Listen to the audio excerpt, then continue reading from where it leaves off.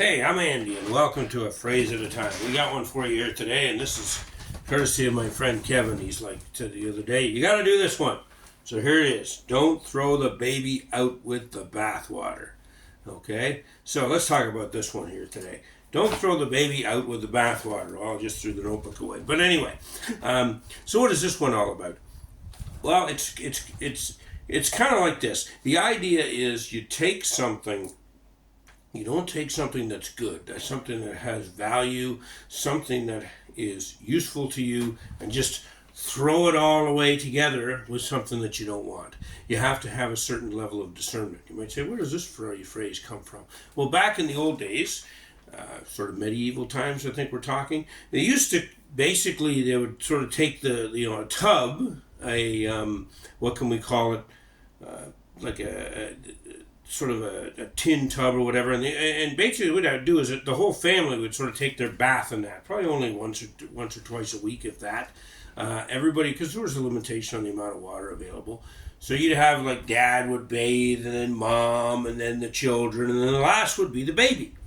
And once you're finished, you kind of open the window and you just toss the water out. You might live in an apartment there. A lot of people didn't have a lot of money in those days, and you would throw the water out.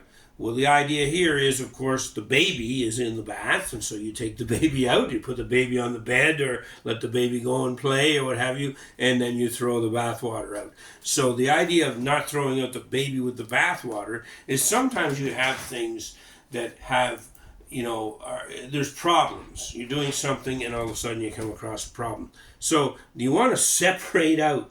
There's a tendency to say, oh, we'll just stop doing that. We'll just stop doing it completely. But the thing is, often what you're doing has, a lot of value to it. It works in many ways, but there's a piece of it that isn't working. Just one piece. Like maybe you have an offensive plan in a football game and everything is working, but you've got to try to find out the one element that's not working. So you have to break it down and look at maybe tapes of what you're doing. What is the team doing? How is it working? What's the offense? Who's doing what? And then you take out the things that don't work, and you get rid of those things, and you keep the things that still have value. So this is where this type of thinking comes from. We don't want to throw away something which is useful to us, something which is valuable and helpful, and just toss it all away because one aspect of it isn't working.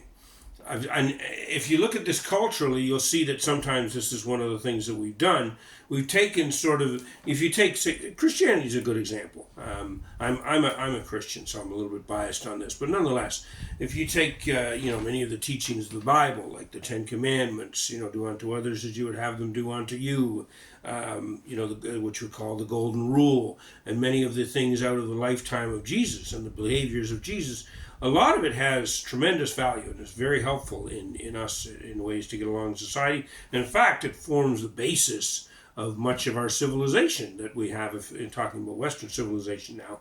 I happen to be here in the East as I'm saying this, and some of the traditions are different.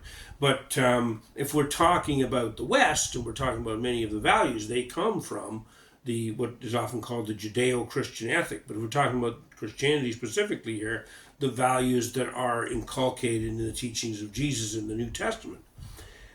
Well, there are some people that have been a little bit extreme with this, and you have some preachers that have gone too far and said you have to do things the same way I do them, or or taking advantage of it to get money.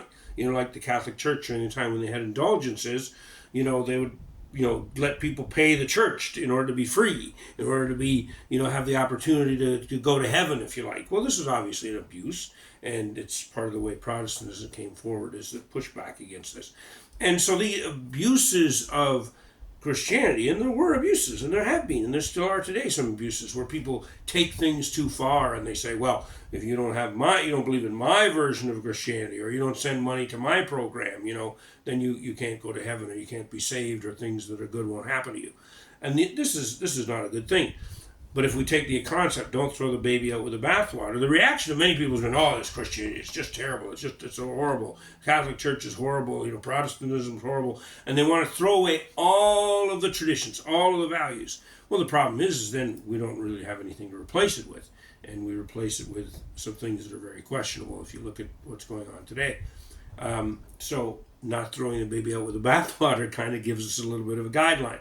Maybe we need to take some of the things, like that's what happened with Protestantism when it came in and kind of pushed back and helped change things, and then the Catholic Church itself reformed, and a lot of the abuses are not happening anymore, at least not to the same extent.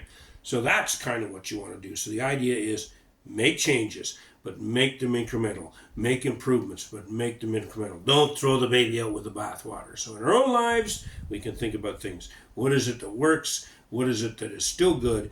And then let's tweak it. Let's change it. But let's not wholesale throw something away that has tremendous value to it without looking at it and recognizing the value that's there. We're going to leave it there for now. We'll get back to you soon on A Phrase at a Time. Thank you.